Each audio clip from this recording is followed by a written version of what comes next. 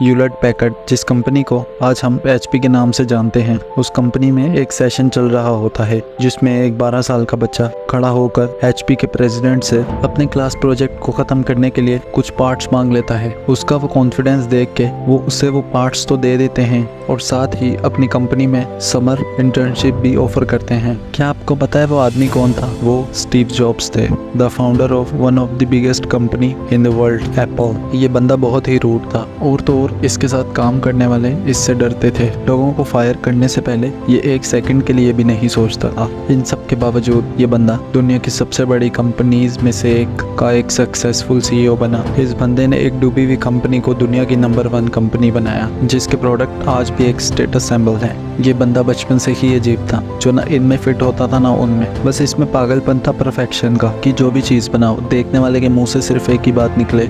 ऐसी ही एक स्टोरी है जब वो और उनकी टीम आईपॉड डिज़ाइन कर रहे थे और बड़ी मेहनत के बाद उन्होंने एक प्रोडक्ट डिज़ाइन किया जो मार्केट में मौजूद प्रोडक्ट के मुकाबले में साइज में आधा था। जब ये प्रोडक्ट स्टीव जॉब्स को दिखाया गया तो उन्होंने कहा कि इसे और छोटा करो। तब इनकी टीम का कहना था कि ये और छोटा नहीं हो सकता, तो तभी ही इन्होंने आईपॉड को पास रखे फिश जार में फेंक दिया और उसमें से बबल्स निकलने लगे। तो इस पर इन्होंने कहा अगर हवा के लिए इसमें जगह है तो इसका मतलब ये और छोटा हो सकता है। स्टीव जॉब्स कहते थे it's more fun to be a pirate than you join the navy. और 1973 के उनके इस इंसिडेंट से ये कोड मैच भी होता है। स्टीव वोजनियाक, जो कि आगे चल के एप्पल के को फाउंडर बने, उन्होंने अटारी, जो कि एक गेम मेकिंग कंपनी थी, उनके एक गेम को ऑप्टिमाइज करके रीडिज़ाइन किया जिसका नाम था पोंग। डिज़ाइन के बाद वोजनियाक ने उस गेम को स्टीव जॉब्स को दिया और स्टीव जॉब्स उस गेम को लेके अटारी कंपनी के पास गए और उन्हें ये गेम दिखाया और उन्हें ये गेम बहुत पसंद आया और उन्हें ये लगा ये गेम स्टीव जॉब्स ने बनाया है।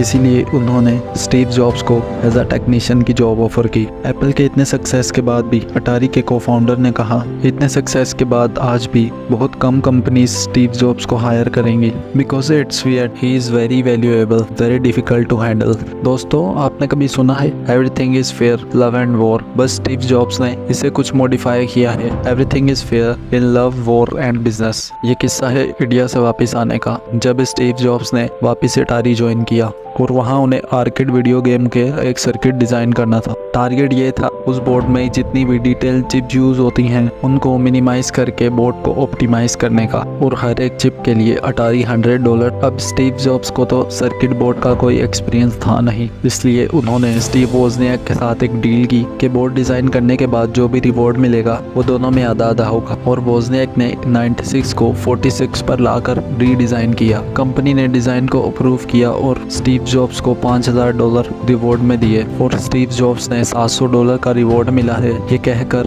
स्टीव वोजनियाक को सिर्फ $350 ही दिए। और ये बात वोजनियाक को तब पता चली जब काफ़ी सालों बाद उन्होंने स्टीव जॉब्स की बायोग्राफी पढ़ी। क्या आपके दिमाग में कभी ये सवाल आया है कि एप्पल कंपनी को शुरू करने के लिए शुरुआती पैसा कहाँ से आया था? एक्चुअली इसके पीछे एक बहुत ही मज़ेदार स्टोरी है। 1973 में स्टीव वोजनियाक ने एक PO बॉक्स डिज़ाइन किया जिससे टेलीफोन नेटवर्क को मैनिपुलेट करके लॉन्ग डिस्टेंस कॉल फ्री में किए जा सकते थे। स्टीव जॉब्स ने सोचा इसको बेच के वो पैसे बना सकते हैं, इसीलिए इस बंदे ने अपने ही कैंपस में $150 में ये बेचना शुरू किया और इनकी वजह से टेलीफोन कंपनीज को बहुत नुकसान होने लगा और इसीलिए पुलिस के डर से इन्हें ये बिजनेस बंद करना पड़ा। पर फिर भी इन्होंने इस बॉक्स से $6000 कमा लिए थे। स्टीव जॉब्स हमेशा कहते थे कि अगर वो बॉक्स ना होता तो एप्पल कभी शुरू ही ना होता। एप्पल 1 के बाद ग्रोथ के लिए कंपनी को और इन्वेस्टमेंट की ज़रूरत थी, जिसके लिए उन्होंने अपनी बहुत सी चीज़ें बेच दी, जैसे कि वोजनियाक का साइंटिफिक कैलकुलेटर, स्टीव जॉब्स की वॉक्सवैगन की बस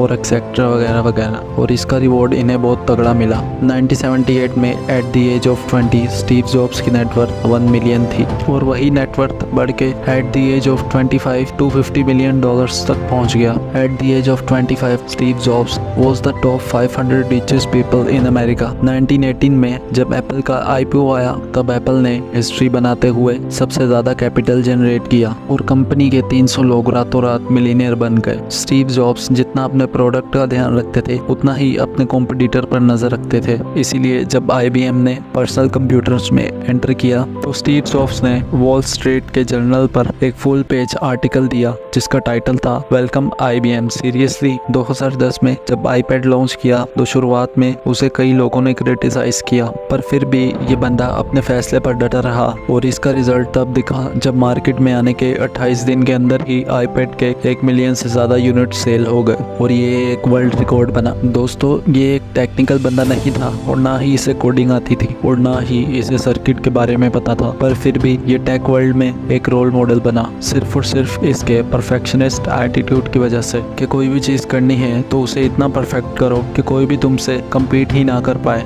दोस्तों, जिंदगी भर इस बंदे ने किसी और की परवाह नहीं की, इसने हमेशा वही किया जो इसे सही लगा।